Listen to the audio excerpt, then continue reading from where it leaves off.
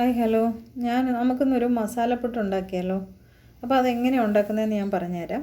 ആദ്യം നമുക്ക് 2 മുട്ട പുഴുങ്ങി ഉടച്ചെടുക്കുക. അപ്പം ഞാൻ 3 മുട്ട എടുത്തേക്കുന്നത്. ചെറിയ മുട്ടയുണ്ട്, നിങ്ങളുടെ വലിയ മുട്ടയാണെങ്കിൽ 2 മുട്ടയുടെ ആവശ്യമുള്ളൂ കേട്ടോ. നന്നായിട്ട് ഉടച്ച് മാഷറോ ഫോർക്കോ എന്തെങ്കിലും വെച്ച് നന്നായിട്ട് ഉടച്ച് മാറ്റി വയ്ക്കുക. ഈ സമയത്ത് നമ്മൾ പുട്ടാണല്ലോ ഉണ്ടാക്കാൻ പോകുന്നത്, അരിപ്പൊടി ഒന്ന് ജസ്റ്റ് നനച്ച് വയ്ക്കുന്നത് നല്ലതായിരിക്കും. കുറച്ച് നേരത്തെ നനച്ച് വെച്ചാൽ നല്ല സോഫ്റ്റായിരിക്കും പുട്ട്. അപ്പം മുട്ടയൊക്കെ ഞാൻ ഉടച്ച് വെച്ചിട്ടുണ്ട്, അരിപ്പൊടി ഞാൻ കുതിർത്ത് വെച്ചിട്ടുണ്ട് കേട്ടോ. ഇനി ഇതിലേക്ക് വേണ്ടതെന്ന് വെച്ചാൽ നമ്മളൊരു പാൻ അടുപ്പ് വെച്ച് നമ്മൾ സ്റ്റൗ ഓൺ ചെയ്തിട്ട് അതിലേക്ക് നമ്മൾ കുറച്ച് വെളിച്ചെണ്ണ ഒഴിച്ച് കൊടുക്കുന്നു. ഒരുപാടൊന്നും വേണ്ട, കുറച്ച് വെളിച്ചെണ്ണ ചൂടായി കഴിയുമ്പോൾ അതിലേക്ക് കുറച്ച് കടുക് ഇട്ട് കൊടുക്കുക. കടുക് പൊട്ടിക്കഴിഞ്ഞിട്ട് ഞാനാണെങ്കിൽ ഒരു മീഡിയം സൈസിലുള്ള സവാളയാണ് ഇവിടെ ചോപ്പ് ചെയ്ത് വെച്ചിരിക്കുന്നത്. ഒരു സവാളയുടെ ആവശ്യമുള്ളൂ. മീഡിയം സൈസിലുള്ള ഒരു സവാള കൊത്തി അരിഞ്ഞ് വെച്ചിട്ട് അത് ഇതിലേക്കിട്ട് കുറച്ച് ഒരു 1/2 ടീസ്പൂൺ ഉപ്പ് ഞാൻ ഇതിലേക്ക് ആഡ് ചെയ്യുന്നുണ്ട് കേട്ടോ. 1/2 ടീസ്പൂൺ ഉപ്പും ആഡ് ചെയ്തിട്ട് നന്നായിട്ട് ഇതൊന്ന് സോട്ട് ചെയ്ത് കൊടുക്കണം. ഇതിൻ്റെ കളറൊന്ന് മാറി വന്നാൽ മതി കേട്ടോ. കളറൊന്ന് ജസ്റ്റ് മാറി വരുന്ന സമയത്ത് ഒരു പച്ചമുളക്, എരിവുള്ളതാണെങ്കിൽ ഒരു പച്ചമുളകിൻ്റെ ആവശ്യമുള്ളൂ. ഞാനിവിടെ എരിവില്ലാത്ത പച്ചമുളകാണ് ചേർക്കുന്നത്.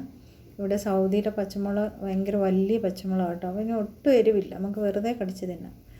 പിന്നെ ഇതിലേക്ക് ഒരു മീഡിയം സൈസുള്ള തക്കാളി ഞാൻ ചെറുതായിട്ട് അരിഞ്ഞ് ചേർക്കുന്നുണ്ട്. അപ്പോൾ ഈ തക്കാളിയൊക്കെ നന്നായിട്ട് ഇവിടെ നിന്ന് തക്കാളിയൊക്കെ നന്നായിട്ട് ഉടഞ്ഞ് വരണം കേട്ടോ. ഇപ്പോൾ ഉടഞ്ഞ് വന്നിട്ടുണ്ട്. ഇനി നമുക്കിതിലേക്ക് കുറച്ച് മസാലകൾ ചേർക്കണം. കുറച്ച് മഞ്ഞൾപ്പൊടി, ഒരു 1/4 ടീസ്പൂണും താഴെ മതി, കുറച്ച് മഞ്ഞൾപ്പൊടി. പിന്നെ ഇത് നമ്മുടെ കാശ്മീരി മുളക് പൊടിയാണ്, അതും ഞാനൊരു 1/4 ടീസ്പൂണേ എടുക്കുന്നുള്ളൂ. പിന്നെ നമുക്ക് പെപ്പർ പൗഡർ, നമ്മുടെ കുരുമുളകിൻ്റെ പൊടി, അതും ഞാനൊരു 1/4 ടീസ്പൂൺ എടുക്കുന്നുണ്ട്. അതിനുശേഷം പിന്നെ ഒരു 1/4 ടീസ്പൂൺ മഞ്ഞൾപ്പൊടിയാണ് ഞാൻ ചേർക്കുന്നത്. ഒരു 1/4 ടീസ്പൂൺ മഞ്ഞൾപ്പൊടിയും മഞ്ഞൾപ്പൊടിയല്ല, മല്ലിപ്പൊടി 1/4 ടീസ്പൂൺ മല്ലിപ്പൊടിയും കൂടി ചേർത്ത് ഈ സമയത്ത് നമ്മൾ തീ നന്നായിട്ട് കുറച്ച് വയ്ക്കണം. എന്നിട്ട് ഇതിൻ്റെ പച്ചമണം മാറുന്നിടം വരെ നന്നായിട്ട് ഇളക്കി കൊടുക്കണം കേട്ടോ. നന്നായിട്ട് ഇളക്കി കൊടുത്തിട്ട് ഇതിൻ്റെ പച്ചമണം എല്ലാം മാറി വരുന്ന സമയത്ത് ഇതിലേക്ക് ഞാൻ ഒരു 2 ടേബിൾ സ്പൂൺ ചൂടുവെള്ളം ഒഴിച്ച് കൊടുക്കുന്നുണ്ട് കേട്ടോ. ഒരുപാട് വെള്ളം ഒരു കാരണവശാലും ഒഴിക്കില്ല, 2 ടേബിൾ സ്പൂണിൻ്റെ ആവശ്യമേ ഉള്ളൂ.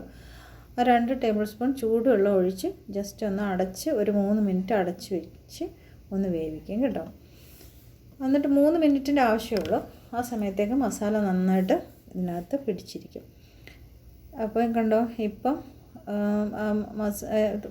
നമ്മൾ വെള്ളം ഒഴിച്ചിട്ട് നമ്മളൊന്ന് ഇളക്കിയിട്ട് ഒന്ന് അടച്ച് വെച്ച് 3 മിനിറ്റ് വേവിക്കുക. ഇപ്പം നന്നായിട്ട് വെന്ത് വന്നിട്ടുണ്ട്. ഇനി ഇതിലേക്ക് നമുക്ക് വേണ്ടതെന്ന് വെച്ചാൽ ഇപ്പം ചെറുതായിട്ടൊരു ചെറു വാട്ടറി പോലെ ഇരിക്കുകയാണ്. പിന്നെ നമ്മൾ ഈ മുട്ട ഇടുമ്പോൾ ഇതങ്ങ് ഓക്കെ ആയിക്കോളും. അപ്പം ഒരു കാരണവശാലും തോനെ വെള്ളം ഒഴിക്കാൻ പാടില്ല. ഇപ്പം ഞാൻ നേരത്തെ ഉടച്ച് വെച്ചിരിക്കുന്ന മുട്ട ഇതിലേക്ക് ഇടുകയാണ്. മുട്ട ഇട്ടിട്ട് ഇതിലേക്ക് ഞാൻ കുറച്ച് ഗരം മസാല ചേർക്കുന്നുണ്ട്. ഗരം മസാല ആദ്യമേ ചേർക്കാത്തതെന്ന് വെച്ചാൽ ആദ്യം ചേർത്താൽ അതിൻ്റെ മണം നമുക്ക് കിട്ടത്തില്ല. ഈ ലാസ്റ്റ് ചേർക്കുമ്പോൾ ആ മണം അങ്ങനെ നിൽക്കും. അതുകൊണ്ടാണ് ഞാൻ ഗരം മസാല ലാസ്റ്റ് ചേർക്കുന്നത്. ഇപ്പോൾ ഞാൻ ഗരം മസാല ചേർത്തു. എന്നിട്ട് നന്നായിട്ട് ഇളക്കി കൊടുക്കുക. ഈ സമയത്ത് ഈ മുട്ട ഇടുന്നതിന് മുമ്പ് നിങ്ങൾക്ക് ഉപ്പ് വേണ്ടെന്ന് നോക്കിയിട്ട് നിങ്ങൾക്ക് വേണമെങ്കിൽ ചേർക്കാം. എനിക്ക് ആവശ്യം വന്നില്ല, അപ്പോൾ ഉപ്പൊക്കെ കറക്റ്റായിരുന്നു. പിന്നെ നിങ്ങളുടെ കയ്യിൽ മല്ലിച്ചപ്പുണ്ടെങ്കിൽ നിങ്ങൾ കുറച്ച് മല്ലിച്ചപ്പിട്ടാൽ ഭയങ്കര നല്ല ടേസ്റ്റ് ആയിരിക്കും കേട്ടോ. എൻ്റെ കയ്യിലില്ലാത്തതുകൊണ്ട് ഞാനത് ഇട്ടില്ല, ഉണ്ടെങ്കിൽ ഇട്ടാൽ മതി. അപ്പം എന്നിട്ട് ഇപ്പം കണ്ടോ നല്ല ഡ്രൈ ആയി വന്നിട്ടുണ്ട്. ഇനി നമുക്ക് മാറ്റി വെച്ചിട്ട് ഇനി പുട്ടുണ്ടാക്കാനായിട്ട് മാവെല്ലാം എടുത്ത് വെച്ചിട്ടുണ്ട്. കുറച്ച് മാവ് നന്നായിട്ട് നനച്ച് വെച്ചു. പിന്നെ കുറച്ച് നമ്മുടെ തേങ്ങ, പിന്നെ നമ്മുടെ മസാല.